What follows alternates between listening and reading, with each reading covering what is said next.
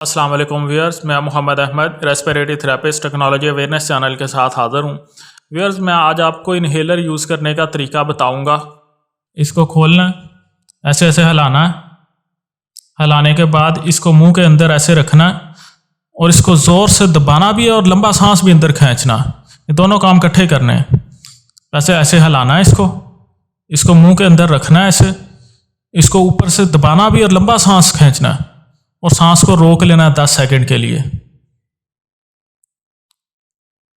फिर सांस को निकाल देना। फिर दूसरा पफ लेना, इसी तरह हिलाना है, मुंह के अंदर रखना है, जोर से दबाना भी और लंबा सांस खींचना है और सांस को थोड़ी देर रोकना 10 सेकंड के लिए, फिर उसके बाद सांस निकाल देना। इसी तरह इसके 2 पफ सुबह लेने हैं और 2 शाम लेने हैं। फिर एंड पे सादा पानी के साथ कुल्ली या गरारा करना है ताकि गला ख़राब ना हो। Kindly like, comment, share and subscribe our channel.